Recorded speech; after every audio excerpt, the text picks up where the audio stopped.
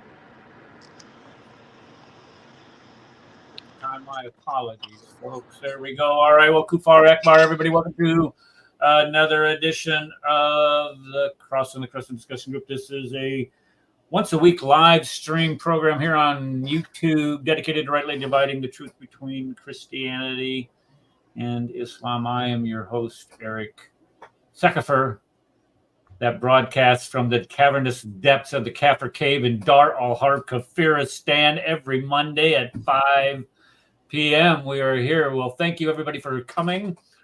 Okay, so this week, last week's show, I don't know what happened last week. I thought we had a great show last week. We were talking about the fact that Umar, and sometimes when you look at, and I'm not one to really pay a lot of attention to the number of views that each video gets, but now that I have more time to dedicate towards doing this, I'm going back and I'm looking at, okay, this topic was a success. This topic, not so much. This topic, we got Rad involved in promoting it or whatever. Last week was a flop. I mean, it was just a dud.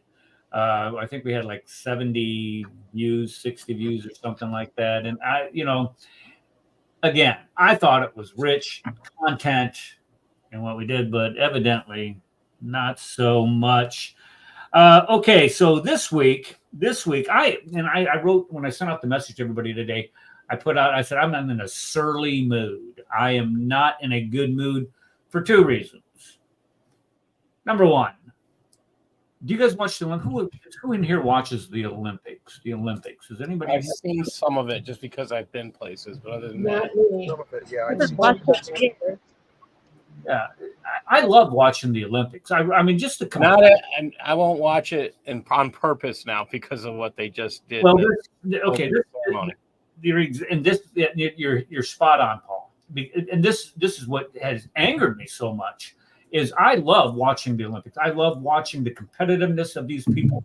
You see the culmination of a lifetime of training, pouring their hearts into being the best that you could possibly be at whatever it is. I mean, let's say it's what's that Olympic sport where they shove that thing down the ice what's the thing called? What's it? Curling.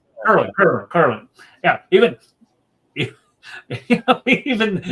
the Olympic athletes, they got to train. I mean, even that. I mean, they're a ton of skill. But the bottom line is that I love watching the Olympics, but I am not. I'm boycotting. After I went back to Kafiristan North over the weekend for family reasons. That my brother-in-law, we went up there to celebrate something that he's been involved in his entire life. It's just absolutely phenomenal. But we're sitting in his living room and we're watching the opening ceremony of of the Olympics, and I'm sure you've all seen it by now, where they had this of all the things that you can depict on in the opening ceremony. Isa, where are you? I was thinking of you, my brother. When I was watching this, I'm thinking, okay, would Isa, in his avant-garde renditions of, whatever he's doing in his artistic acting or whatever, would he even ever dare to do something as grotesque as have a bunch of transvestites at the Lord's Supper? Why? What are you doing? What's the message that you're trying to get across here? I hate Christianity and I'm going to flaunt my sexuality in the face of the living God. Let's play some games. Is that what you're trying to do? No, it was about inclusivity and love. Didn't you hear the song? It's translated. Let me translate. Let me get the translation of the song for you real quick. Because no, you got to understand the song. But that the Blue Smurf played. Okay. He says the song is called "Nu," which is nude in French. Would there be wars if we had remained naked? No. Would there? Where would you hide a gun if you were naked? Or I know what you're thinking. It's not a good idea. Oh, No more rich, no more poor. When we become naked again, yes. Whether we are slim, whether we are fat, we are simply naked. Let's live like we were born, naked again. Isn't that beautiful words? all I could think of is the French running away from their own homeland. That's what it sings to me. What are they thinking? I mean, what pick a different song. Why even go with that song? I mean, this About inclusivity. It's about love and joy and happiness. no, this is about being grotesque. This is about flaunting your sexuality in the face of everybody around. Folks, this is only. I was talking to the Queen about this. I said what we saw on the TV there, what they're doing. I mean, one of the scenes was there was three gay guys. They're going into a room to have a threesome, and then they close the door. This is only going to get worse when you allow people without speaking up, and you allow these actors, these people who portray all these to throw it in your face like that, and then mock the new covenant established by Christ with this Dionysus. What is the Dionysus? Wasn't this he like the Greek god of perversion or sexuality or something like this?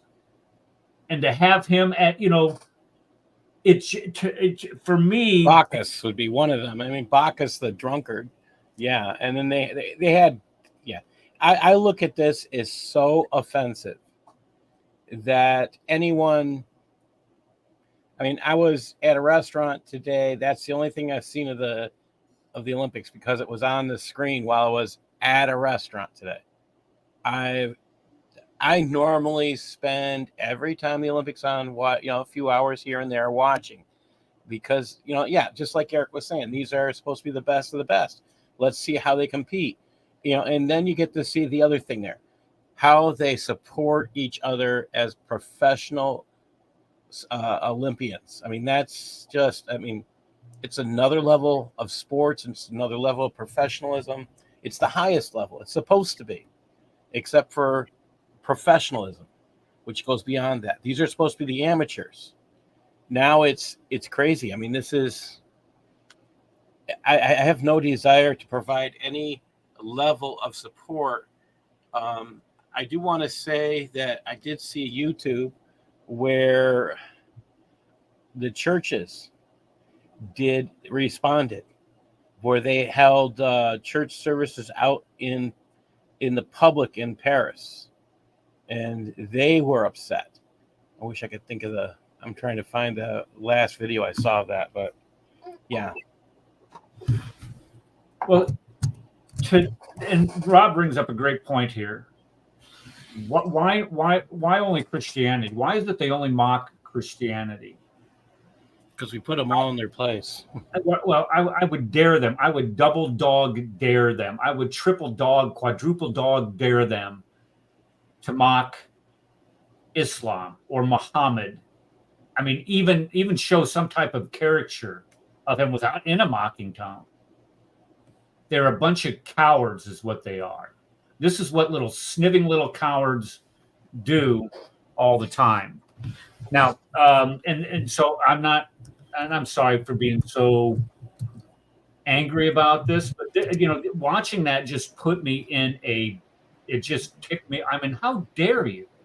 How dare you? I mean, this is supposed to be a celebration of international communities coming together, cooperating, all this greatness that we find in athletics and competitiveness with one another. And what do they have to do? They have to turn it into this little perverted little sex show because you got a bunch of little quislings there that think more about their ding-a-ling than they do of anything else in life. And that's all they identify with. It's sick. And the sooner that these perverts are called out and told exactly what they're, we've gotten to this point where we're afraid to call a sodomite a sodomite. What they do is sick. It is a perversion of the human sexuality. And they have so contorted this and distorted this into something to say, well, we got to have pride in it ain't who you are. You ain't any more than a pervert than I am a drug addict. You choose this. You do it once, you do it twice, and the next thing you know, you're doing it all the time. And the same thing is with your perversions. When you let that evil into your head and you start acting out of it, that is exactly what you get. And how dare you say that? No, actually, I was watching Facebook yesterday, and I saw post after post, even from some pastors, making it sound like, oh, it's okay. We just have to pray for them. We have to love them. Like, no, we cannot do that anymore. No, hold on. We can't do that anymore. We have to speak up.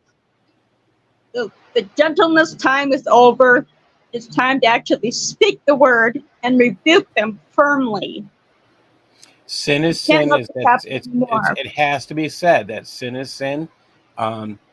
In my area, the last mayor was demanding the sermons of godly men who were preaching because they were calling sin sin. So if you spoke against homosexuality, she wanted your sermon before you spoke. Who wanted this? The mayor of Rochester, New York. Yeah, this was during COVID time, and she wanted. I remember hearing something about this. Well, it was her, and there was a few others that were doing this, and of course she jumped on the bandwagon. And I know my pastor said you can have it when you become God Himself. Right. You can have that when you become God. Then you'll know my sermon before I even write it. I think Darcy hit it right on the head, and I was about to go there. Of course, we're going to pray for these people. Of course, we're going to ask them to seek God, seek Christ, seek His Word, and seek repentance. But until you admit what you're doing is sinful, there's nothing I can do for you. There's nothing. Yeah, there's another point. There's another point. What they're doing is worldly. People who belong to this world will not have the reward of heaven. They have to turn away from this. Yeah. Okay. Yeah. So I'm gonna drop it there. But I mean that one thing just got me all riled up. And you have to call sin sin. It's what it comes down to. And like I said earlier, this is only going to get worse. If you were to back this up, let's say back this up to 30 years ago, back it up 30 years ago. If you were to say that homosexual marriage would be the law of the land, and that there'd be a whole month set aside to celebrate their perversions or whatever, you would say, what is wrong with you? That's that. But look what's happened. And the problem with this, and this is the problem that I just absolutely am outraged at, is that they target the little children, like these drag queens. Why do you got to read a book to a bunch of kids? Why do you got to take your skanky little butt into an arena where there are children? Well, the reason why is because the time to hook these kids onto their perversion is when they're little kids. If you talk to homosexual, I wrote a big paper on this when I was in college. But anyway, the majority of people that are homosexual, they have their first encounters when they're very young with people that are much older. In other words, they're molested. The majority of them are at that early age. And this is Eric, what you're describing is what pastors and preachers and social workers have known for multiple decades, that homosexuality usually comes about as a result of someone young being sexually molested by someone older.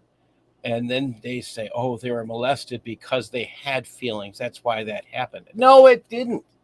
They had sin thrust upon them, and they are confused. And this is the evil that comes.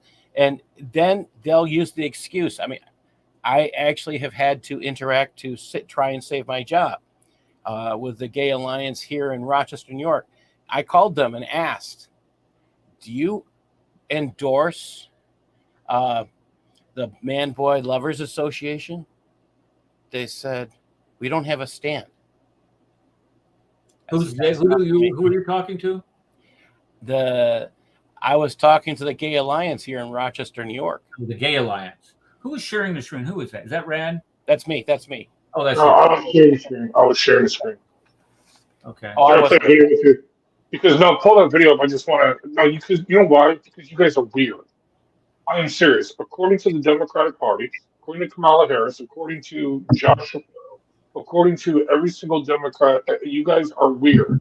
If you believe like J.D. Vance believes, if you believe that like Republicans believe, you guys are weird. But this is normal. I'm gonna play this clip. This is stolen from. I forgot who I stole it from. But let's play this clip. This is normal. This is perfectly normal, people.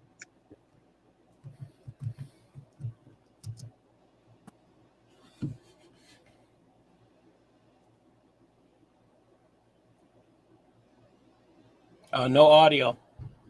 I don't even want to listen to it. I mean, just looking at this. That's a guy. That's the dude that had a beard. This is normal. Yeah, for Biden. This is normal. Oh, Biden. Well, we got to remember we've had a homosexual in the White House who had a boyfriend playing the role of First Lady. So, yeah, with Biden, it's not a surprise. Because, Biden. I mean, look at this. Obama. Are you kidding me? This is what you are voting against. You're going to see more of this if these nutcases get elected. This is normal to them. Is that her vice president? I wouldn't doubt it. That's a pretty good chance, I'd be willing to bet. I mean, look, you're known by the company that you keep. Oh, listen to this. What is this? Nancy, we can't hear anything, Rad. There's no audio. It doesn't matter. I don't want to listen to these people. Who cares? All right. Oh, there's no audio? Can we Okay, so that's when she's praising St. George Floyd for sacrificing his life for justice. She literally said that. Hold on. I'm going to show you more normal. Hold on. That's normal. This is actually a White House intern. They did this video as a promotional video. This is his day at the job. Where he's bragging. No, this is most jobs you get fired from. Yeah. Nope. He got fired. Coming in like that, he'd get fired in most jobs. You come in and act like that as Aye. You get fired. You come dressed like that, you'd be considered unprofessional. He should be fired. Yeah, you should. Yeah, you should be. You That's portray normal. those. See, that's where it's got to be fixed. Our country has to do something. You just can't. One more thing. You cannot One more thing. normalize that type of behavior and expect the morality within the society not to go in the sewer, and will become like Rome, where everything goes and it turns into nothing but this self-centered, narcissistic debauchery of a perversion of human sexuality. That's exactly where we're going with all of this. One more thing on this real quick, and then we'll end it there. Kamala Harris, this was back in 2007 when she was running for district attorney. She was talking to the Harvey Milk Club and and wanted to get their endorsement. So she said that she believes that she should be an honorary sex worker. Should be an honorary sex worker. Speaking to the Harvey Milk Club. That's our vice president. It's sick. Something needs to be done about it. I mean, you just cannot continue to. I mean, I had students come up and ask me, "Well, can you call me this name?" And I look at this. No, your name's not. That's not your name on my roster. Sorry, ain't gonna happen. Because one of the things that I used to do at the beginning of the year is I always say, if your name was Christopher, do you go by Christopher? Do you go by Chris or whatever? That was the purpose behind it. And this student said, "Well, I want to be called such and such." And I'm like, "That has nothing to do with your name." And they're like, "Well, that's what I go by." And I said, "Okay, well, I tell you what, you have your parents call me here at the school or send me an email telling me that you want me to call you by this name. No problem." It's a 90% solution. A lot of these kids want to shield the exposure to these perversions from their parents. And the earlier that you get involved as a teacher, as an educator, and a lot of people, they think that teachers are, this immoral lot that want to entice kids to, do all this, that, and the other. And that's not true. That's not the majority. The majority of our teachers out there are good-hearted people. Good Christian people, at least the ones that I've worked with. Now, there's some out there that are, okay, I get that. But again, it starts early. And it's stuff like this when you got little kids, because I was watching in horror where I have two nephews and a niece. 5 years old is the girl, and the other boys, I think, are 7 and 8 or 9 or something like that. And they're sitting there watching this whole thing, and I'm thinking, why? How can you put this out in front of children without putting some type of flippin' label on it, for crying out loud? I don't know. The whole thing just had me angry, and again, this is where our society is heading until people of God stand up and say, "This is wrong. This is wrong." You cannot promote decent human.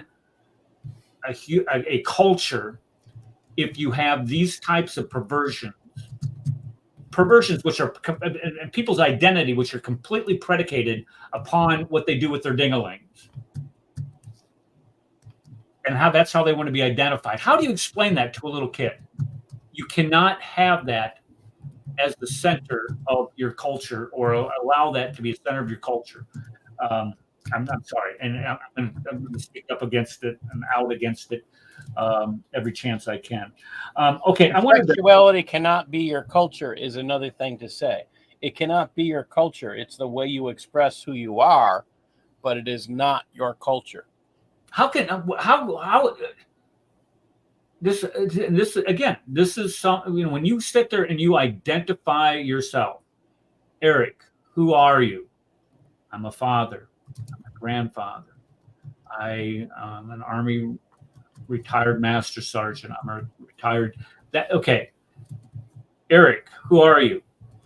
Well, I like to take my ding-a-ling and put it in, I like to sodomize other men. If that is who you are, and that is the first thing that you want everybody to know about you, you have a problem. You definitely have a problem. When we start, let me say this, and I'll get off my horse here because this. If you look at the DSM-5, which is the manual for diagnosing psychiatric disorders, Yes. homosexuality was a psychiatric disorder until around 1970. This was in my paper that I wrote. I can tell you the year it ended, 1984. What do you mean 1984? It was taken out of DSM Okay, all right. 3, and it was in DSM. Oh, sorry, it was removed from. It was DSM 2 or DSM 3. It was moved. I was hired the year they changed it, so I know it's changed in 1984. Okay, so and the reason why it changed is that there's a board of people who there's a board of people who are elected and serve on its editing and determining what is and what is not in there. In 1970, they got a homosexual on that board. And then the year after, they got another one. And then the year after, and the year after, and the year after, they kept accumulating more and more homosexuals gravitating to this board. And guess what they finally took out? Homosexuality. Now, it's gotten to this point. Now, and this is actually a good segue into what I'm going to be going into here in a little bit. It's gotten to this point now to where psychiatrists are prohibited by law of treating people for same-sex attractions. The insurance companies will not pay for it, and if you try to treat somebody's same-sex attraction desires in your practice, you can be sued. You can be sued for malpractice. Why? Well, it's not a disorder, psychiatric disorder, don't you see? Bigotry. Here's something else that you all ought to be really, actually, you should be ecstatic about, because in Luke 17 it says it'll be like the days of Lot right before the coming of the Son of Man. Guess what? We're there. Yeah. Yeah, you're exactly right. I'm getting excited. Our Lord is coming back soon. Come, Lord Jesus. Yeah, I agree. We had a kid at our church said, "Look, I don't want the rapture." He wasn't a kid. I guess he was like in high school or whatever. He goes, "I don't want the rapture to happen until I get a girlfriend and I get a truck." Well, he's got a truck, and I've seen his Facebook page. He's dating a couple of girls. He actually brought a couple to church. So rapture can happen as far as he's concerned. But yeah, that's and then I know some of y'all, there ain't no rapture. It's not about. Okay, that's okay. Well, I'm gonna say this. As far as the rapture is concerned, I think everybody has it backwards, because you got to find the parallels in the Bible about these kind of things. And when you go and look at the parable of the wheat and the tares, you'll see that it's the tares that are pulled up and thrown into the fire. It's not the wheat. So the tares are pulled out, not the wheat. Wheat stays and matures and becomes, the grain that it's supposed to be. But the tares get pulled out and thrown into the fire. So I think it's the opposite. I think those that are raptured out of here are the ones that are thrown into the fire. Oh, really? I never heard of that before. Yeah. I think it's the opposite, because it was Lot who was taken out of Sodom, and but he the left. The Lord said to him, "I can't do anything until you get out of here." He said to him, and he left. Until you're out of here, and then he judged Sodom. So Right. anyway, It's not a salvation issue, But Sodom and Gomorrah were, it wasn't the whole world, so to speak, right? So I think it's the opposite, because all of the evil's pulled out of here and we're left. So, that gives Christ his chance to come back. Well, he's already coming back, but everybody will see him when he comes, right? In his second coming. So Well, I think you gotta read the texts really closely, and you'll understand why I'm coming from where I'm coming from. and you're both are wrong. We may be. We may be, but I'm not.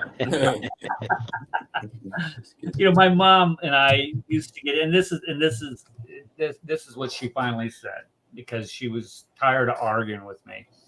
She goes, Eric, if there's a rapture, you know what? Praise God. If there's not a rapture, praise God.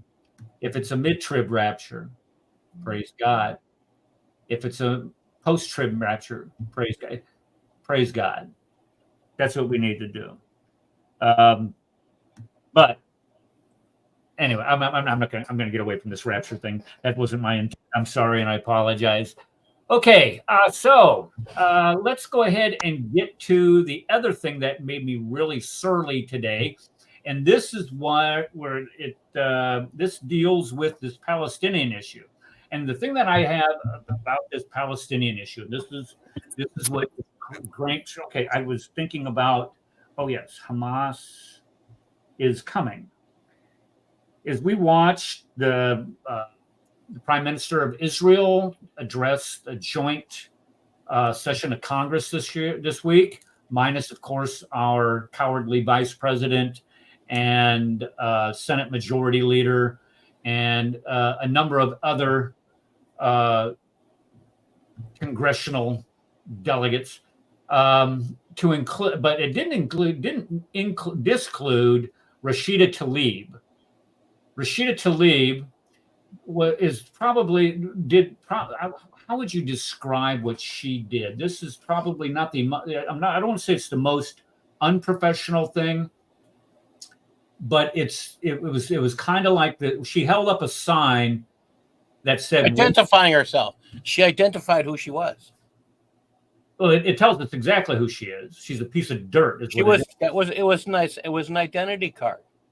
That's how you have to look at it. Oh, she said, I'm a war criminal. Okay, what did it say on the back? There was something else on the back. I can't remember. War criminal is the one I saw. I didn't see anything else. And okay, but besides her, all the rest of the usual suspects failed. You have Elizabeth Warren, Bernie. What's the one that married her brother? It's a Somalian. Ilhan Omar, the incestuous, adulterous woman. Yeah. Yeah, okay. The usual suspects bailed. And outside of the speech in Union Station is the main train station for D.C., big bus terminal. There's a statue that sits right outside of there. And these Hamas holes supporting useful idiots, according to Netanyahu, spray painted on there, Hamas is coming. Hamas is coming. Yes, Rob, the squad. There we go. They're here already, but yeah. No, they're not. No. They're not here. The Hamas holes are not. The Hamas holes are too big of cowards to show their faces. If you looked at all of these people that were protesting, I would say 75% of them have their faces covered. And then to say that Hamas is coming, Hamas would never engage in a fair fight to begin with, because they're a bunch of sissies. These are the type of people who go in and slap you, and then when you go chasing after them, what do? They run to the teacher, saying, "Oh, please, he's trying to hurt." This is exactly what they do. They're cowards. And to say that Hamas is coming is a lie. They'd never come here. Why? Because they're nothing but a bunch of cowards. That's the point I wanted to make about that. Okay, so this video that I think Rad, did you send me this video? I think you did. I'm going to show it, and then if it wasn't you, it was definitely somebody who comes to the show all the time. Okay, let me play this. Let me know right away if you can hear the sound. Let's move this over here. I can't hear it. You cannot hear that? Nope. Can't hear it. Can you hear it now? Nope. What do you mean, no? What's wrong with you? You can't hear that. Welcome to the Wild West Bank. You did not hear No. that. No. Nope. Don't hear Can't it. hear it. You guys are impossible. I mean, you We don't so have Rumble demanding. ported. So demanding. Okay, hold on. Let me try. Let me try it again. Hold on. Done. Stop it. Shut your mouth. Okay. Present. Screen share. Share to share audio. Share a tab. There. Okay. You can see it. Yes. Yep. Okay. Still can't hear it. Got the wrong sound device. It's a fight sometimes. All right. Let me try this. Let me try. Golly. Video file. Let's try that. No, not a file. Say Present. Bismillah. It might work. In your settings, your audio, Right. I Audio. believe it would be the speaker is what you need to set. Hold on, let me check here. Recording hotkeys, layouts. Come on. Give me a break. In the audio, it says speakers, mic, echo, reduce mic background, echo cancellations, automatically adjust mic volume. Yeah, see, I have mine set as virtual audio cable, so that's not going to help you. It has to be your output device, though. Whatever your output device is. All right. Well, this guy, they have.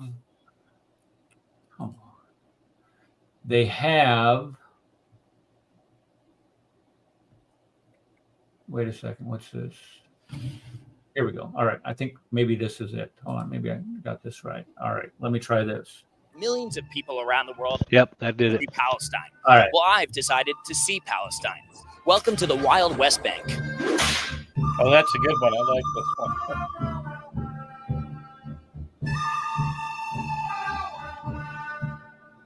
Are you supportive of Hamas? Yes. Yes, of course. Yes. Are most Palestinians? Yeah. Palestinian people like Hamas. I'm with the resistance. Did you see the videos they posted of what they did on Okay. Let's make sure we understand this. The Palestinian people are Hamas. If you support Hamas, that is who you are. So when we start saying Hamas went in and killed all of these Jews, we're not just saying the Palestinian, we're not just saying the Hamas holes did this. The Palestinian people did this. You know, these people that want a two-state solution. We just want to all get along. Nope, they don't. Yeah. Okay. That's who these guys are. So let's just make sure we understand who supports the Hamas hole. Wrong one. October 7th? Everything. And you're okay with all that? With everything they did. They killed innocent Israelis. Yes, No. they did. No. Yes, they did. Give me a picture for rape. Okay. Last week, a couple weeks ago, we did Yasser Qadi the jihadi. And this is the exact thing that he said. Show me where you have these women getting raped. Show me a picture of this rape. Look at this woman's fanny here. She has had the crap raped out of her. You just don't get blood all over your butt. Golly. And then everything, that lady said everything they did. I support everything they did. Pieces of, golly, calm down. It's all right. It's all right. All right, it gets worse. Do you think Hamas should release the Israeli hostages? No. No. Nothing. No, it's funny. It is. It's funny. No. We shouldn't release all those people that you kept in these dungeons for 10 months of their lives. Did nothing to you. Some were dead and they buried in the walls in those tunnels. That's the last 5 they found. That's how they found him, because they found him buried in the wall? Buried in a wall in one of the tunnels. Really? That's the last 5 they found. Yeah. That was this Saturday they revealed that. Well, I know they found some on those walls. Oh, that's sickening. There's nothing named Israel. Yeah. The Quran mentions Israel over 100 times. Oops, I'm an idiot. Is Palestine mentioned in the Quran? No. The murders Hamas did on October 7th, is that okay? Yes. Yep. Listen, they had a right to do They it. have the right to do it. The problem is not Hamas. We should look at the bigger picture. They are living under occupation. Occupation of who? Occupying what? They turned the entire Gaza Strip over to them idiots in 2005, and the first thing they did was they elected, folks, Ariel Sharon. I remember this.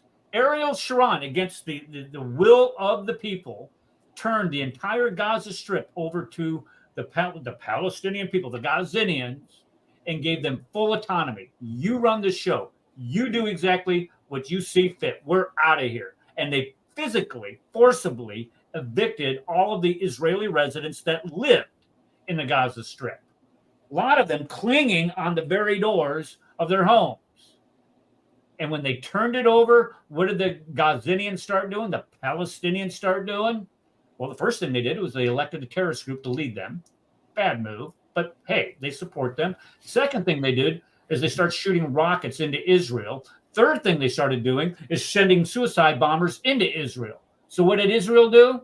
Well, we're going to put up a fence around your butt so you can't come in and blow our people up and kill our people arbitrarily.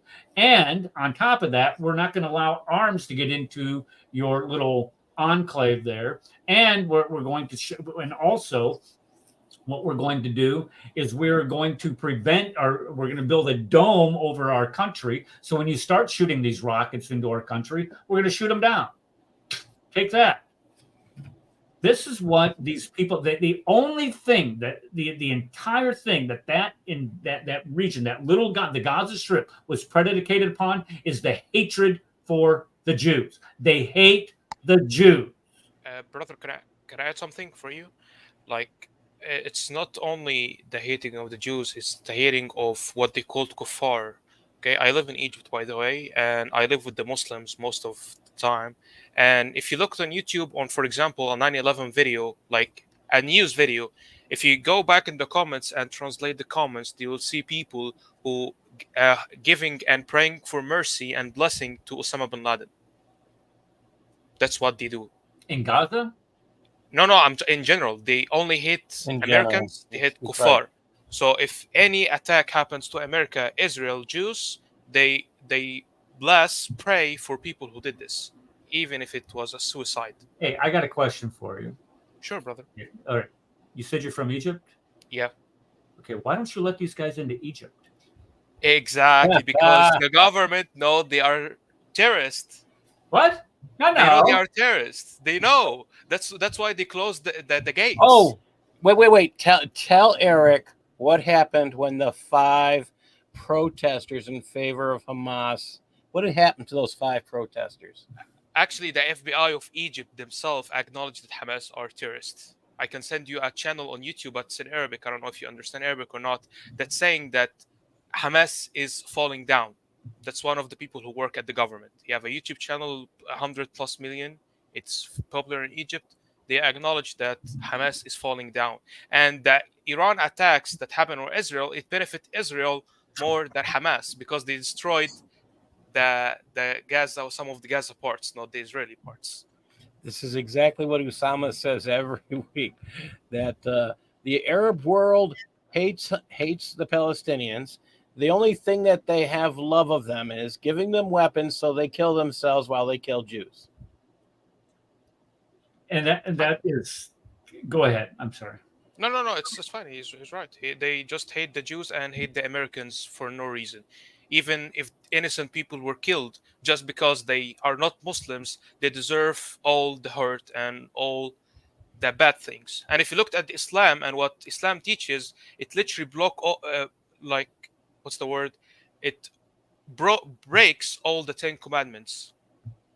and Like what all Islam right does? teachings. Yeah, what Muhammad did. Oh yeah. Oh, Oh yeah. yes. Oh yeah. Easy. Yeah. Yeah. I agree 100% with that. So We're that's going to get to that here in just a little bit, but yeah. Yep. That's what I wanted to say.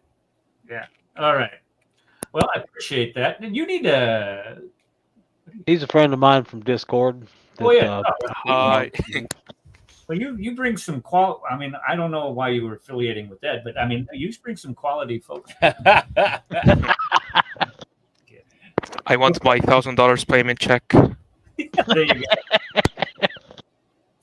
Venmo it to him. Okay, let's look at some more of this. Okay, but Israel left Gaza in 2005. Folks, when Israel left Gaza in 2005, this is the point I was making. Gaza was given complete autonomy over the region. There was no occupation, none. They had full autonomy. And what did they do? The first thing they start doing is lashing out, trying to kill as many Jews as they can. What do you expect Israel to do? If you are going, and this is what blows my mind, United Nations forces Israel to maintain these Palestinians in their areas without sending them to Egypt, Jordan, Lebanon, or Syria. And they are the only group that get to maintain their refugee status as an inheritance. No other group in the history of the UN, in the history of the not the UN, what was the one before that? What was before the United Nations? It was set up by League of Nations. League of Nations. There we go. Good night. What a I'm getting dementia. The joy of growing older. Hey, that's what happens when you retire. You don't have to keep it fresh. You miss it. But anyway, this has never happened before, where you get to maintain your refugee status as like a birthright. This is crazy. So the people in Gaza had their opportunity, and they've completely blown it. And now they want the entire world to feel sympathy for the cowardness of the Hamasals. I think not. That's not, at least not from here. All right, let's see what else this guy's got to say. But Israel left Gaza in 2005. Sure. What does Antifada mean? Violent. And neither one of us were born anywhere near 1940. We have to deal with the reality today. No. No, don't deal with the reality today. Britain brought all the criminal Jews. Okay, I'm going to put this to rest right now. Britain did not bring all the criminal Jews to Israel at any time. Prior to the end of World War I, the Ottoman Empire during World War I, the Ottoman Empire sided with the Germans and the Austrian-Hungarian Empire. They lost. They lost all control of their land. When you choose the wrong side, wars have consequences. When you choose the wrong side, fight your war, and you lose, don't get all buttered. Do not get all disjointed when you are actually forced to abide by somebody else's rules. They allowed the continued immigration of Jews into Palestine. Balfour Declaration, Peel Commission. You guys remember hearing about this kind of stuff? Okay. They allowed the Jews to come in there and buy up this land. Folks, when Jews were buying up this land, at this time, an acre of land in Iowa, the fatherland, the richest dirt in the world, was about $125 an acre. Jews were paying over $1,000 an acre when they came to Palestine, Israel, Judea and Samaria, when they started immigrating back in the land. And then when she says that the British brought all of them, oh, no, sister. These Jews were actually deterred from the British under the British mandate during World War, right before World War I and through World War II. I would also add, I just had a train of thought here. I've lost it just for a second, but I'll get it here and it'll come right back. Also, when that land was partitioned to include the Transjordan, Israel only got, when it was finally partitioned off by the UN in 1948, or by England, by Britain in 1948, and they were able to claim statehood, it was only like 10% of the land when you include the entire Transjordan. So the majority of the land, 90% of the land, went to the Arabs, and just a smidgen, just a sliver, went to the Jews, and they couldn't take it. So don't give me this crap that the British brought them. And just as soon as they declared their independence, we did this 2 weeks ago. I showed you what the 10 Arab countries did to the British population. They pushed them into exile. Let's go back. Oh, these people are just incredible. It's 1948. They can go back. Holanda, Iraq. Okay, where are they going back to, lady? Where are they going to go back to? Where are you going to go back to? You were kicked out of Morocco. They're not going to allow you back into Morocco. They were kicked out of Algeria. They're not going to allow you back into Algeria. They kicked out of Saudi Arabia. Not going back there. Kicked out of the only place that they really were not kicked out, which is kind of surprising, was Iraq and Iran. There they were. Yeah, do you know why, brother? Even some Jews are in Egypt. They know why they kicked them. They didn't kick them. Money. Exactly. Because money. Well, and here, let me make this point. When the Jews started buying up all of that land, it was normally from non-tenant people that didn't even live there. They were rich, wealthy landowners, and so they would buy these swaths of land from them. And when they came there, they drained the swamp and cultivated the land and started irrigating it. And the desert bloomed. They had to have people come in and work that land. They had to have people come in and work, and when they had their industrial development. Who did they bring in? They brought in all kinds of Arabs to do that. Even Arabs tried to claim that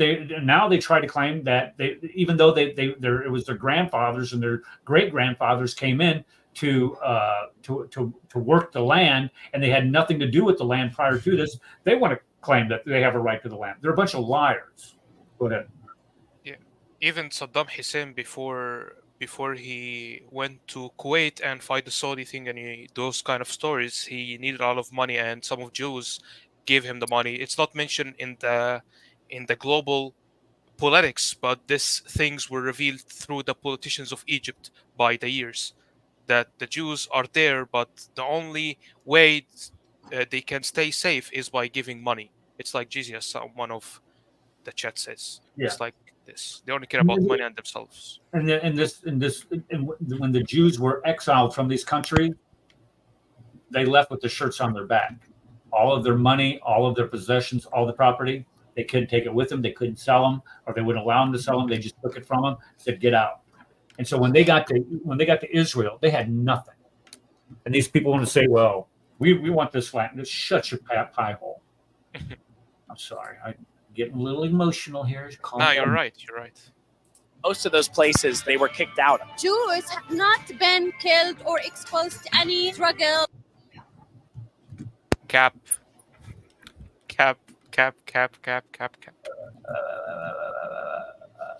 Jews have not been exposed to any violence or any stuff. Excuse me, what did Hamas do on October 7th? Well, it isn't just that. Has this lady ever heard of something called, I don't know, the Holocaust? No, she was probably told that's a lie. Oh, yeah, that's right. Because who's the leader of Fatah? Because Iran teaches that, and these guys are useful idiots of Iran. Yeah, there you go. Yep. The Holocaust was this big charade, all these things that I personally went and saw myself. Oh, you didn't see that. No. That was just for disinfectant. That was just for, delousing mattresses and such. Shut your pot, golly.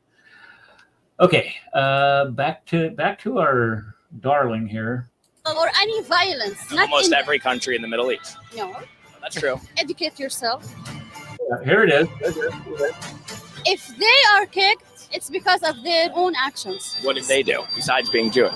They steal. They do all awful. Okay, so here you have, this is just the quintessential example of what an anti-Semitic bigot looks like. This is what these papers, this is what they look like. This is when they're. Thank you, Islam. Thank you, Islam. And what motivates them to do it? What is the basis for this? Islam. That's exactly. Look, brother, I posted a link in the chat. I know it's in Arabic, but you can try to translate it. That's Jewish. Are you crazy? I don't know what the heck.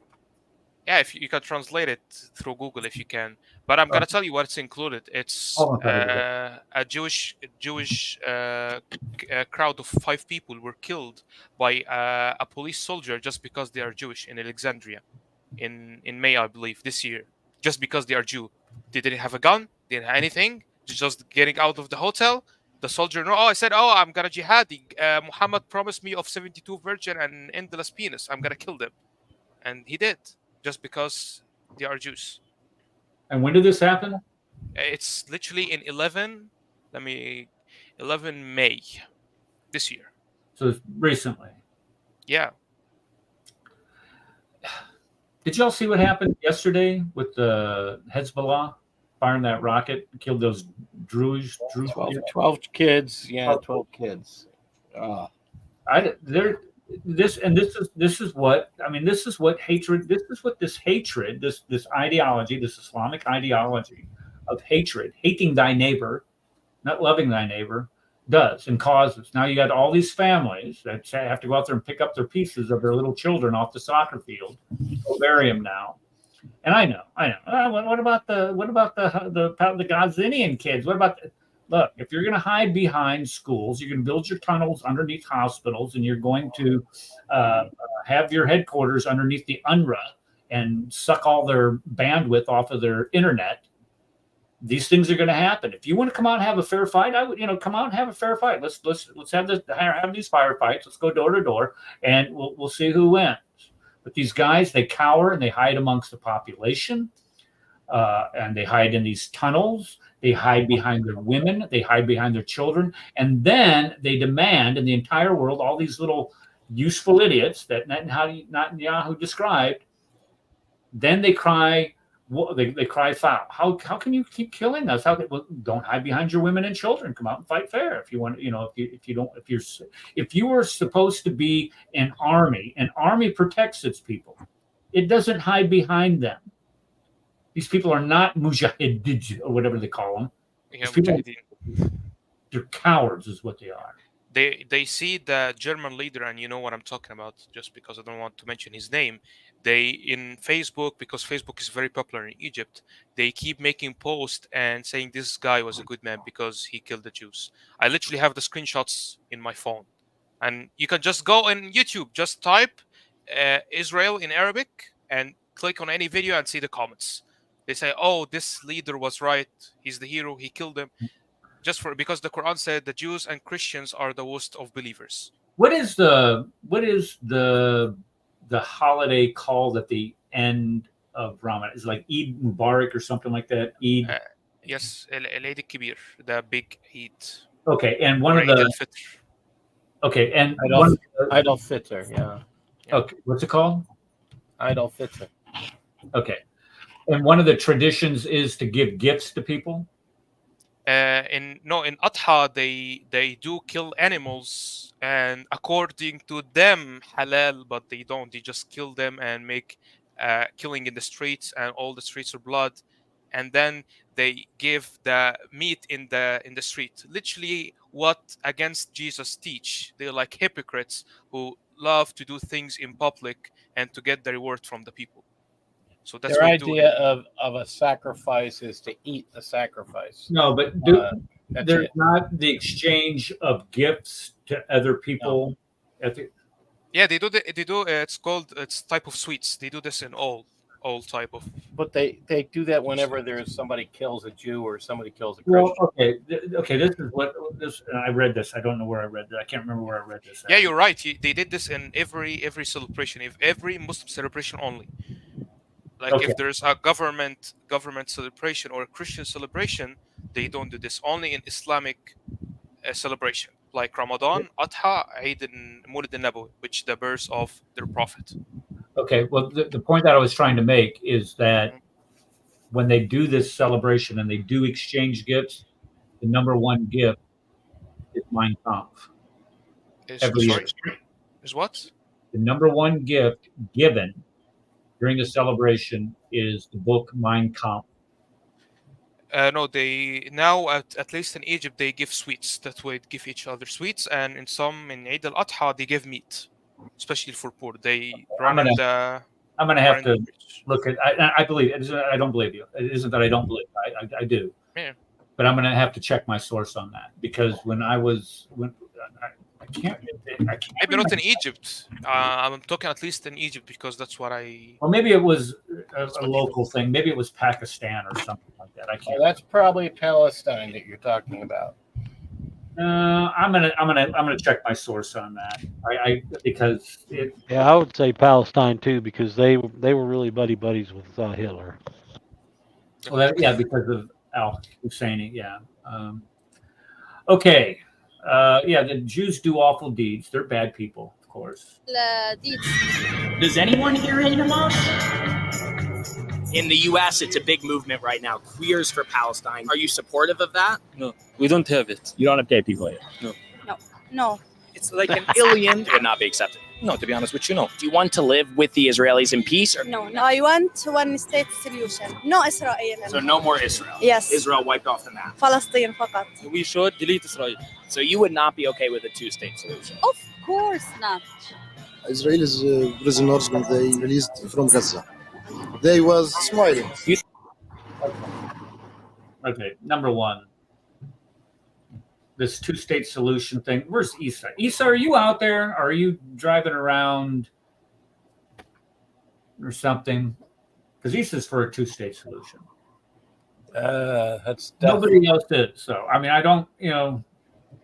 I'm not even for. I don't think that they do. I think that the West Bank belongs to the Israelis and shouldn't even be called is Israel. I think it should be called its rightful name, Judea and Samaria.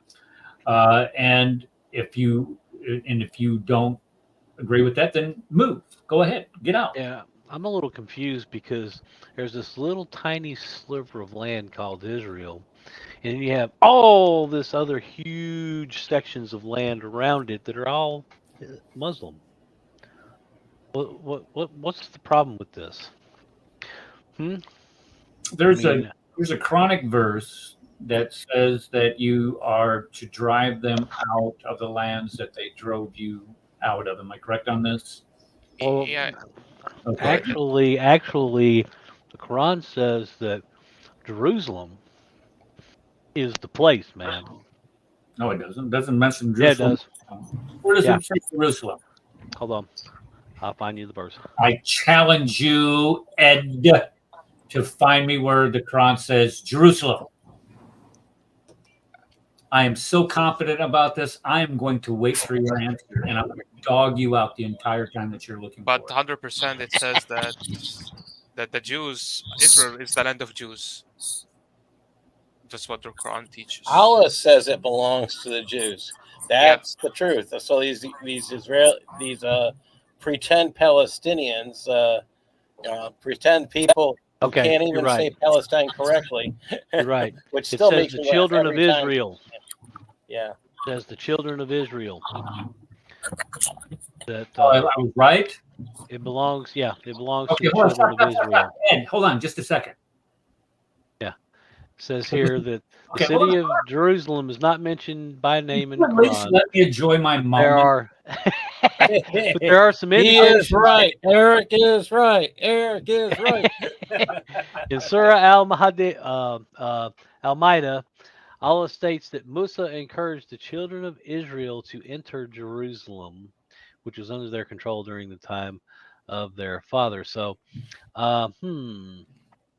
so if it did tell them to enter into Jerusalem, let me go find that verse. Let me see. That's Al-Ma'idah, verse 20. Al-Ma'idah, verse 20. Yeah, it doesn't say Jerusalem. It probably No, it says the children of Israel, though. Yeah. Okay, and I agree with that. Yeah, and it will say, and I think it says it like over 100 times that it references the children of Israel and associates them with that land. It's their land, according forget the fact that it's in the Bible, title and deed from Abraham to Isaac to to Jacob to his 12 sons to David to forget all that, the covenants that were made through that line. Even the Quran says that the land belongs to them. And the last thing that this guy brought up here in this video, did you see the Jews when they were released? They were smiling.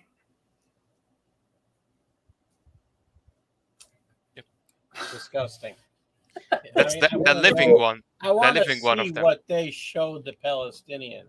Hey, they need to know what Hollywood is. If they're that stupid, I'm sorry. I mean, they don't use logic in Islam, so I mean, they can't tell what's truthful and what's not. That's the sickest thing. I think it's this guy's the guy. I think that these people are genuinely smiling after being held hostage. They're scared for their life. Who put this in your brain? I think you're in denial about Hamas. So Hamas implements strict Sharia law. It looks like in Ramallah, at least, you're free to show your hair. Would you want Hamas to be in charge? They would allow for elections.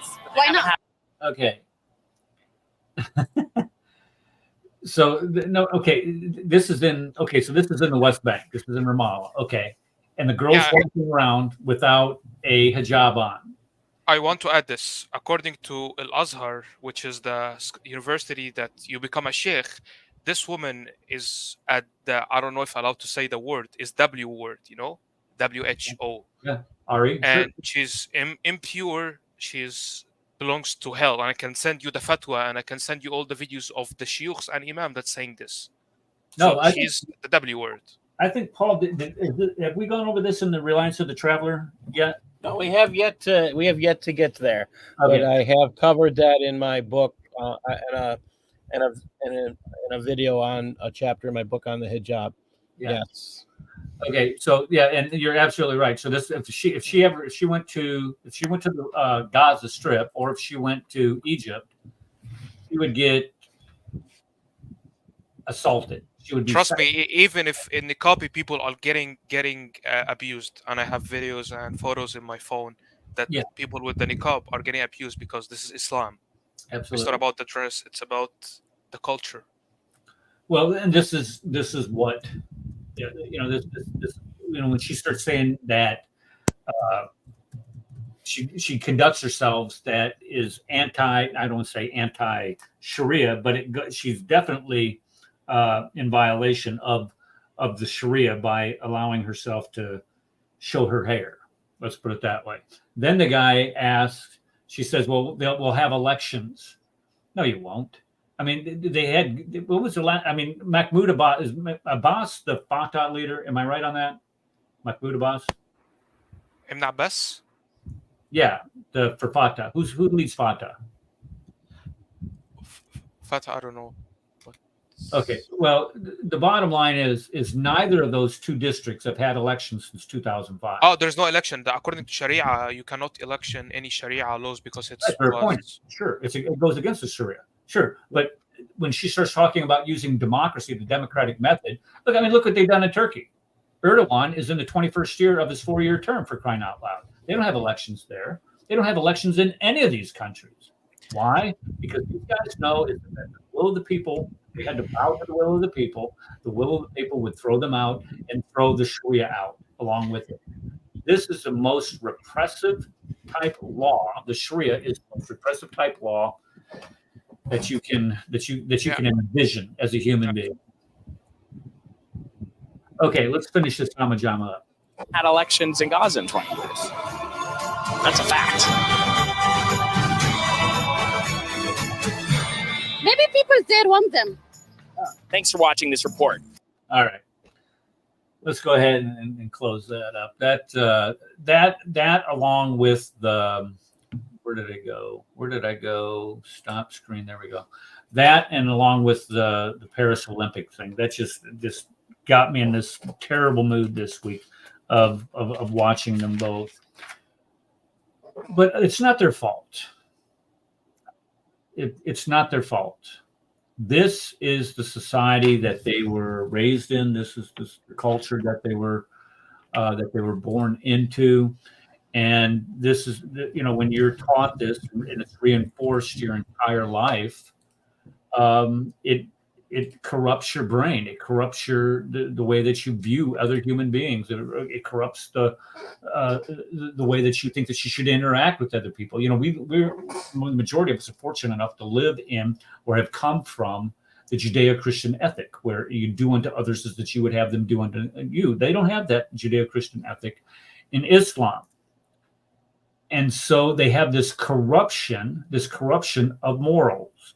And I titled the show purposely, Aisha Speaks Out, because it's this one incident in Islam that anybody can go and point to and say, look, this is a corruption of the human norm.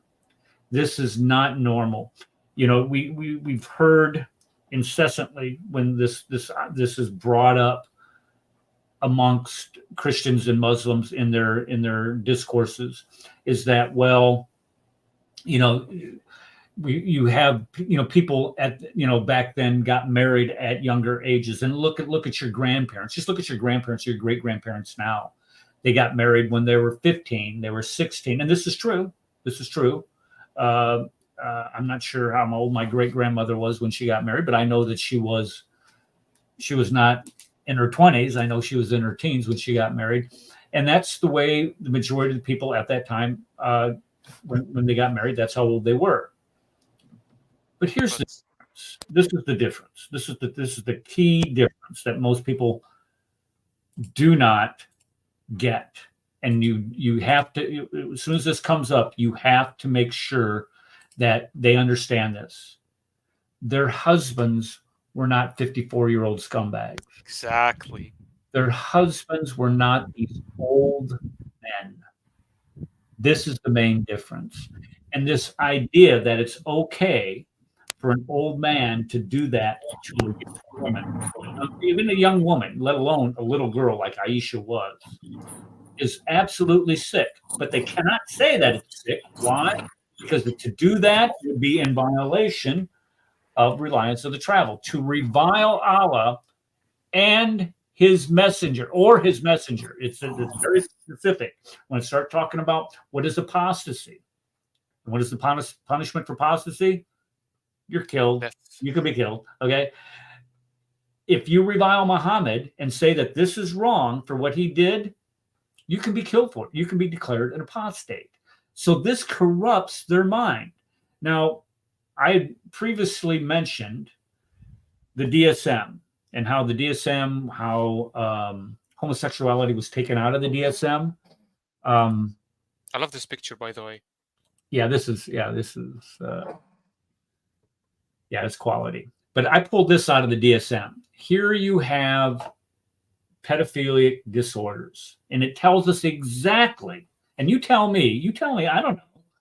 I'm just going by the manual here. I don't want to be an Islamophobe or anything. You tell me if this matches what the behavior of Muhammad was. And this is what it says. There's 3 criterion with 6 specifiers. Okay. Number one, Brad, where have you been? Has arousing fantasies of urges for behaviors with a prepubescent child or children. Now, we know that Aisha was prepubescent because Al-Tabari tells us when he provides a commentary on Sahih Bukhari's hadith that Aisha was playing with dolls. And the only time that you're allowed to play with dolls is if you are prepubescent. Once you hit puberty, you can't play with dolls. Then it says the individual has acted out these sexual desires or has experienced significant distress or difficulty as a result of these desires. He definitely acted these out. He consummated that marriage. The individual is 16 years of age and at least 5 years older than the child or children noted in criterion A. So Muhammad was 54. Aisha was 9. So that is more than 5. That is what? 45, 46 years. 45. Okay, so that's 45-year difference. not a 5-year difference. This is a 45-year difference. And by the way, according to the Shia, Muhammad intercourse with Aisha when she was 6. Not all the Shia, because some Shia or the Rafidi believed that she was 18, but some group of Shia, especially in Iran, believed that Muhammad had sex with Aisha when she was 6. And even Sahih Bukhari, it says that Aisha was really small in size, that she had to be fed by cucumber. They could get fat in order to not dead in Muhammad when he intercourse with her. So she can physically be ready. She was so skinny that she had to be fed multiple times. Right. And in addition to that, there was a fatwa, I believe it was a fatwa that was issued that said that Muhammad used to buy her from the time that she was 6 to the time that she was 9. Yeah, he used to play with her, sexual parts. Yeah, it's just disgusting. Even before and after, before he had intercourse with her and after, because there's hadith that Muhammad tell one of his companions that he can take a young girl so he can play with her, not intercourse, play with her sexual parts, and it's a Sahih hadith that Muhammad allows his companion to choose a child so they can please with her parts. I've read that hadith before, and it's Sahih. It's in Bukhari and Muslim. Okay, so let's go back to this. It says, so the specifiers are there's type sexual attraction to adults and children. So it's non-exclusive. So he can still be declared a pedophile according to the DSM, because you don't just have to have desires for little children. So here again, you have him meeting the strictest definition of what a pedophile is. And how do we know that he did this? I mean, this is one of the things that was brought up. Let me see, who was that? Rad, are you there? Rad, are you there? Yeah, okay. Where do you have that certain imam saying that these hadiths were fabricated? Where was that again? Is that in the Cold Close? Yeah, that's in Cold Close. Advanced student and specialist, that the standard narrative has holes. That's what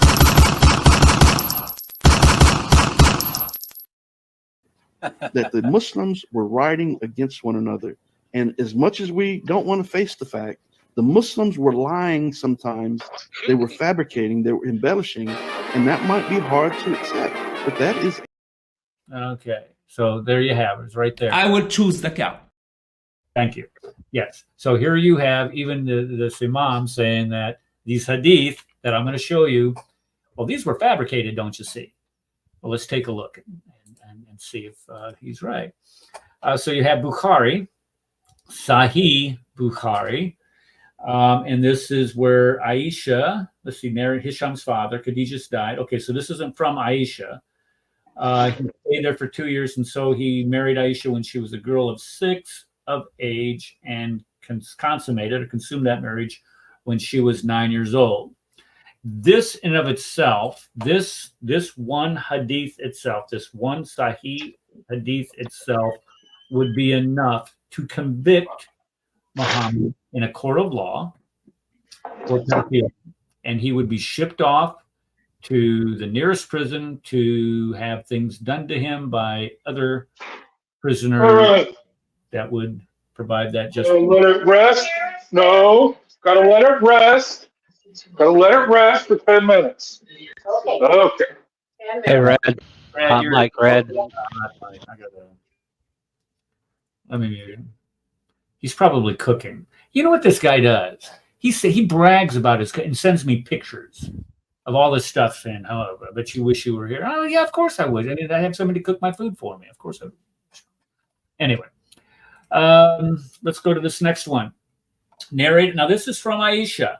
And this is one of the questions that the imam asked. He goes, "Were you there? Were you there?" Okay, well, Aisha was there. And this is where she says that the prophet married her when she was 6, and he consummated the marriage when she was 9.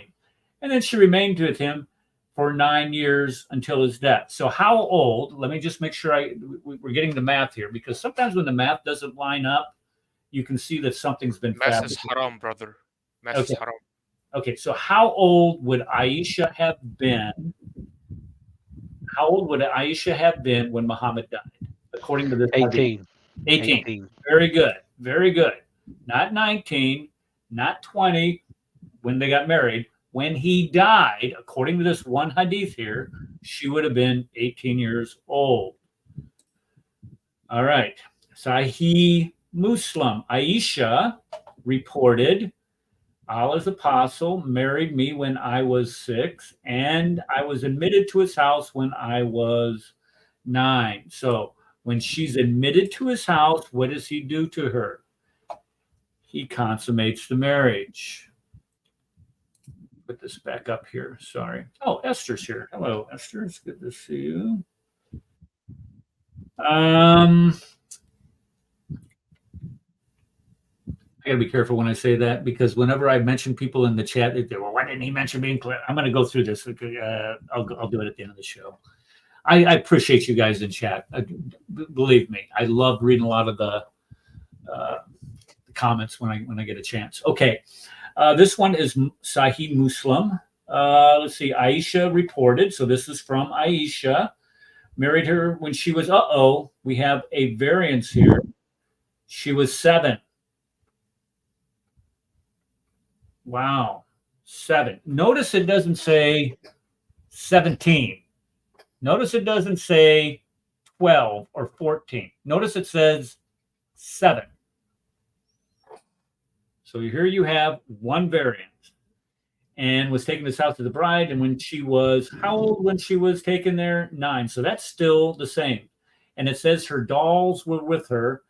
And when he died, she was 18. So all of the math, or the key math, lines up here. Married when she was 9. The previous one says that she was there for 9 years, and that would make her 18. This one right here corroborates that age of 18 right there.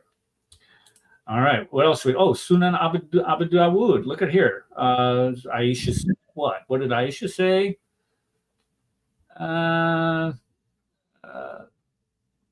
What did Aisha say? The 7 and 9. Yeah, married me when I was 7. Okay, so you have another variance. And let's see. And then he says, Solomon said, or 6. He had intercourse with me when I was 9. So again, you have another hadith, a collection of, this is the third one. Collection of hadith. You have Bukhari, Muslim, and now you have Dawood. Yeah, that's thing. Part of the top 6. So yeah, I mean doesn't get any better than that. No, it doesn't, and that's the problem. And here's number 4, Al-Nasi. Al-Nasi, the messenger of Allah. It was narrated by who? Aisha. Well, it's not only a problem for this modern day pretend imam who thinks he knows more than the Islamic scholars. Yes, and that's exactly the problem. And when people, well, we're getting to it, and they'll say, well, I know more than Ibn Abbas, I know more than Ibn Kathir, I know more than Al-Jalalain. Okay, whatever. You live in the West, and you have a higher sense of morality than Muhammad. That's why you know more than him. Yeah, he has his own parking spot, Yeah. The Messenger married me when I was 6, consummated when I was, how old? 9. That's number 4.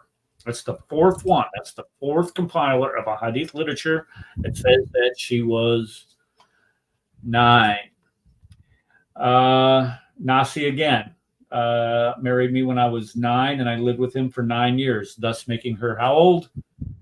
18. So here's you have the second person saying that she was 9 when they got married. She lived with him for an additional 9 years, making her 18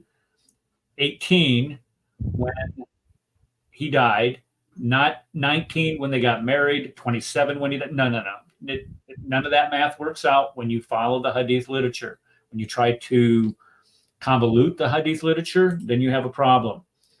Here is Al-Nasi again, saying it was narrated Aisha's messenger married her when she was 9 and died when she was 18. So here you have another confirmation of the age. Ibn Majah. This is number 5.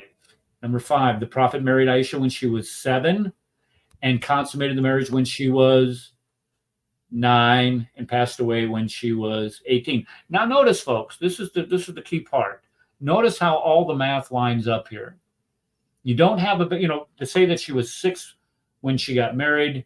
That has no bearing on the age when Muhammad died. When Muhammad died, and the amount of time that she spent with him. That has nothing to do with it. And this is what they've tried to do is when you try to discuss it, say, well, some say she was 6, she was just 7. Okay, fine. Let's say she was 7 when they got married. The fact of the matter is that when he consummated the marriage, all of them say she was 9, and they all say that she stayed with him until for 9 years and died, and he died when she was 18. That is not. There's no dispute about that. There's none, unless you're an imam from Houston.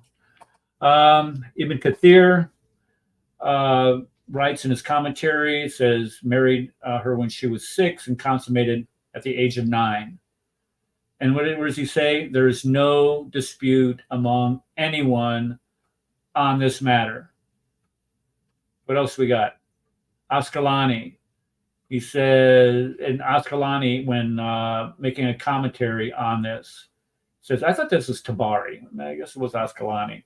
And he says the playing with dolls and similar images forbidden, but it was allowed for Aisha at the time as she was a little girl, not yet reached the age of puberty.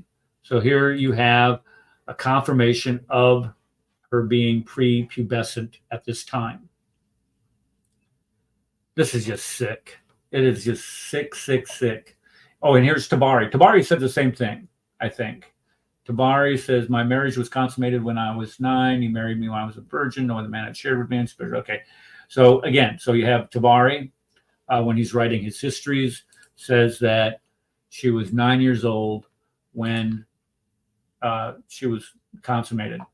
And here you have in the Sirah, he married Aisha in Mecca when she was a child of 7, lived with her in Medina when she was 9. Or here's the only place where it says 10.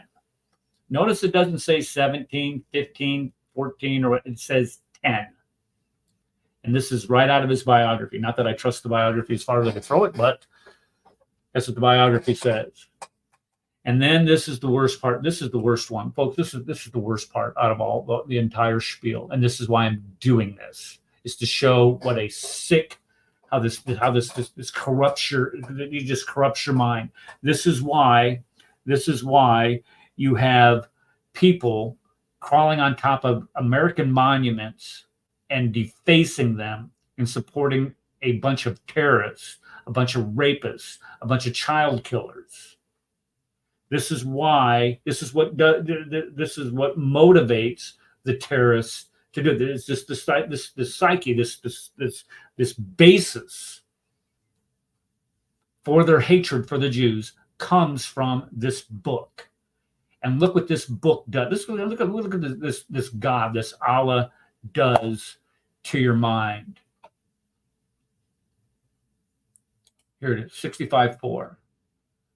And those who know, and here, and folks, let me just make sure you all understand this before you all start spouting about, taking things out of context. This chapter in the Quran deals with the with divorce.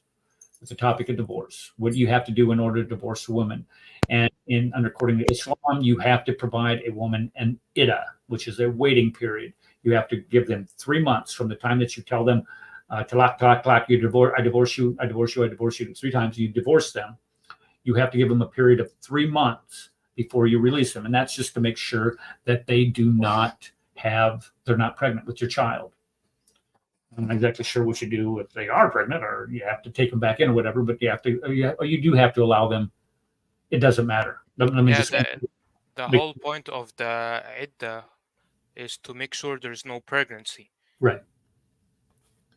Yeah. And in doing so, what this verse does in the Quran, it prescribes the criteria of whom an iddah is given. Who is supposed to receive this waiting period? And look what it says right here, 65:4. And those who no longer expect menstruation among your women. Now that is somebody who has reached menopause, who no longer menstruates. If you doubt, then their period is 3 months. And also for those who have not menstruated and those who are pregnant, But no, it says those who have not menstruated. I know, and this is so sick. This is how sick this ideology is and what it does to your brain. It just completely destroys any sense of morality that you have in your head. To say, well, there are women out there that don't menstruate. And this is true. This is true. This is true. There are women out there. There are women out there who don't menstruate. It's a disease. There's people out there that don't have any legs. Is that normal? No, we're talking about the majority of the people, for crying out loud. We're not just talking about this small percentage of people. But it gets worse because the people who understood Muhammad the best tell us exactly what Allah is trying to tell his Muslims, his devout followers, who these women are. Can I ask a question? Yep, go ahead. It's been a while, but I read where before the age of whatever they said, age of 9, Muhammad used to thigh Aisha, and he also wore her clothes. But I can't find it now, but I can find a fatwa. It's a fatwa, is what it was. It comes from a fatwa. There isn't any original writing out there that's extant. That's extant, as far as I know. I might be wrong on that. Okay, well, thank you. I'll leave it at that. Okay. But yeah, even that is just, justifying perversion. It's just like this raid in Paris the other night. It's just perverse is what it is. Okay. Before you go on, I'd just like to say, the sound cuts. What was that? Say that again. Ed, what was that? Can't hear it. No. I'll have to fix it. It's that guy that they got in the Gaza protests in Great Britain where he was screaming, "She was 9 years old." Yeah, that's right. Yeah, I remember that. Yeah, and that's all he was saying. Aisha was 9 years old, and everyone's like, "What did you say? I was going to kill you." Yeah. Yeah, I'm gonna get that recorded and add that to my soundboard. He was 9 years old. That's all he said. Okay, so let's go and look at what some of these great commentators of the Quran had to say in their tafsir. Ibn Abbas.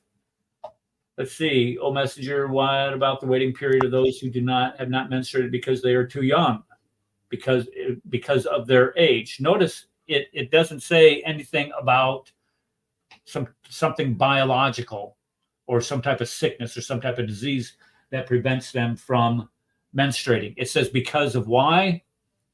Because of their young age. Their waiting period is 3 months. So let's make sure we understand this. Hold on, let me make sure we understand this. According to Allah, the God of the universe, a man, a 54-year-old scumbag, can marry a prepubescent little girl, consummate that marriage with a prepubescent little girl, and then divorce that prepubescent little girl before she's had her first period. I don't know how you get any sicker than that. I really don't. Men are supposed to protect children. There's only one thing sicker, Eric. It's the pedophile who tells other people to be pedophiles, and that is Muhammad. And this, yeah. And anger. don't let anybody tell you any different. She didn't have any offspring at all. There are some imams out there that say yes, she did. No, she didn't. Nothing out there says that she did.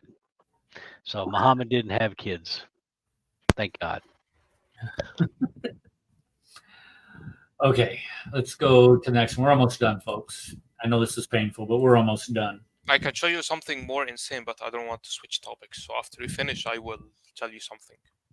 Go ahead. Go ahead.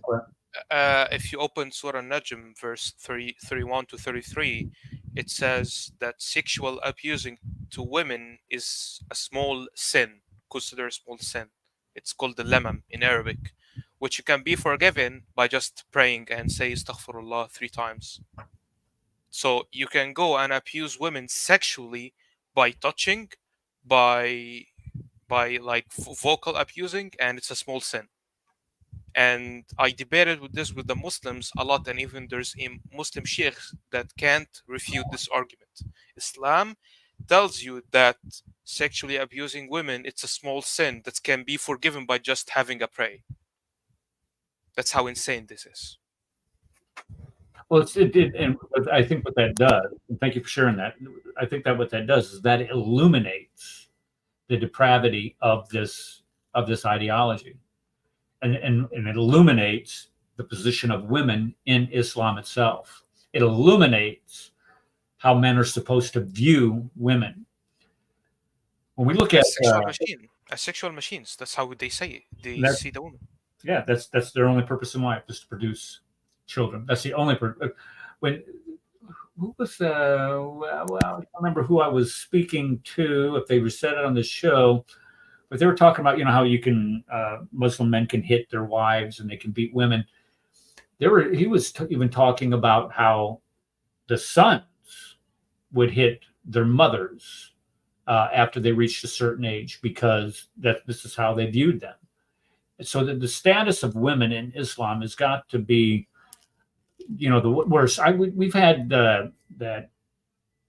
I'm not going to mention any names, Rad, because he always had to show then. But we have a certain individual that says that every day is Mother's Day in Islam, and that would be the biggest lie. This is how these guys they lie about it.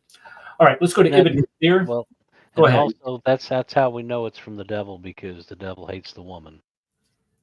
Yeah, that's where Christ came from. Breaks every God commandment. Every commandment in Old Testament, Jesus teaching, literally Islam or devil breaks it. Well, Muhammad does. We did a show.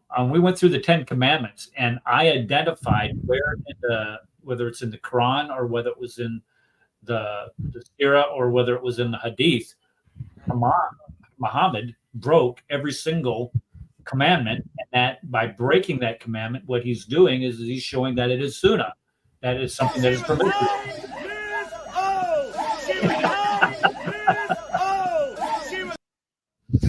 Thank you, Ed. Yeah. So when you talk about adultery, marry the Copt. You talk about murder, the Qurayshi tribe, and so you talk about thou shalt nots. He did, thus making it Sunnah and giving you the justification to do it. All right, let's do this one on Ibn Kathir. Ibn Kathir. What happened here? What? It's bugged. What did I do? There we go. Ibn Kathir. Ibn Kathir says that the same for the young who have not reached the years of menstruation, when he's commenting on 65:4, saying that these girls have not yet reached the years of menstruation, meaning that they are pre-pubescent. You look at Al-Jalalain, those who have not yet menstruated, because why? Of their young age. And then when you look at Tabari, I'm not even getting into that. And I have Kenny Bulmer stuff on there. But anyway, when we start looking at this very one thing that when you can look at Islam holistically as an ideology, and you can say, okay, there are some things here that you could consider good. Like, for example, it teaches you not to go out and bury your daughter in the sand because she's a girl and you don't want to have to pay, the, what do they call that? The thing where you married off your daughter, dowry. You don't have to pay the dowry or whatever. Okay. But when you look at what it does to your brain and what it does when you engage these people on this one topic, you know that their sense of morality has been completely destroyed by this one man and what he did.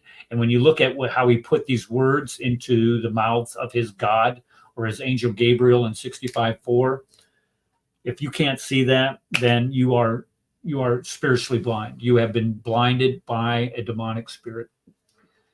And, the only thing we can do is pray for these people. But it is this ideology, it is this demonic type spirit, this mentality where you have people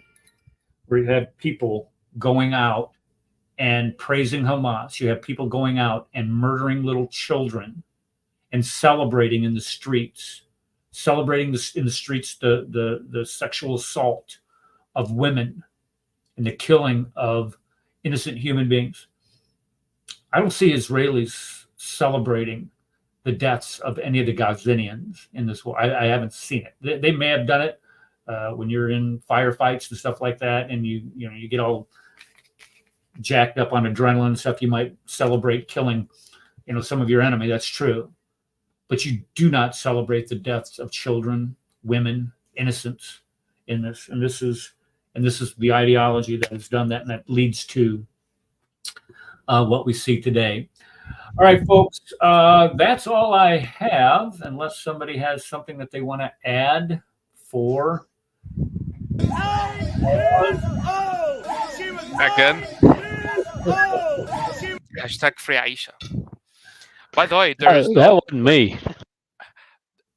There's no historical evidence that Muslims used to bury the girls in the sand, because I had a conversation with Muslim and Ed knew it. He was there. That Muslim used to before Islam, they used to bury the girls in the sand. That's not a true story. It's just a Quran claim to make Islam is good, but Islam is evil in all ways. And I'm going to agree with you, because when we start looking at the sources for the historicity, take that, Paul, the historicity of Islam, they're not there. I mean, you don't have anything outside of the Syria, outside of the Hadith that tells us that even Mecca existed. So I don't find that hard to believe. I really don't. All right, folks, we're going to call it a night. I know we're a little early. I don't see Connie in the chat, so she's not going to get on me. Well, I did see her in the chat earlier, but maybe she's out doing something and she won't get mad if we end it before 6. Does anybody have anything that they want to add before we go? I'm going to do my show early this week because I am going to be at a men's ministry Thursday. So come join me tomorrow at the same time. Okay, so 5 o'clock tomorrow, the Lithian report. 5 o'clock Central, 6 o'clock Eastern, yes. Oh, Connie's right there. I didn't even, sorry. Okay. Oh, she's small clips. Okay. Yeah, I think that's her. I'm fairly certain. I'm positive that's her. Yes, and Connie and I are going to be on Lloyd DeJong's show on Friday. Am I correct on this, Connie? Friday at 1 p.m. Central Standard Time. And I still have to get in touch with Murad about getting him on this show. I've got a whole laundry list of things I got to do. Again, everybody that was in chat today, thank you so much for coming. I appreciate you. My granddaughter's calling me, so it looks like I'm going to go pick her up. Thank you for coming, and everybody that did today on the panel. I appreciate you guys so very much coming in, adding your opinions, your expertise. It really helps me out in doing this. Yeah, I just have one more thing to say about from the beginning of the show. Go ahead, Darcy. People can have feelings, but we cannot rely on them or allow them to keep using those feelings to shut us down. So That's Like, you're yeah, absolutely keep going. Yeah, yeah. you can pray for them. It's still bad, but that's it. Yeah. So If you want God bless. if you are offended, then perhaps you ought to Read Matthew 24. a line, Ibn Abbas, give them a call, or write a letter to your local imam protesting that, but don't get upset. Yeah, yeah. What is?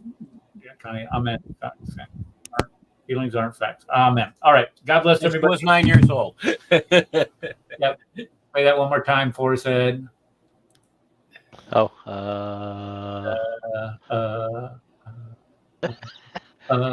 where is it? Where I is would it? choose Oh. the cow. I would choose the cow.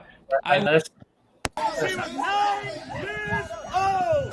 She was 9 years old. She was. Yeah, Aisha. Advanced student and specialist, that the standard narrative has holes. That's what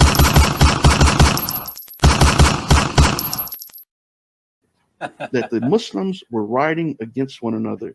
And as much as we don't want to face the fact, the Muslims were lying sometimes. They were fabricating, they were embellishing, and that might be hard to accept.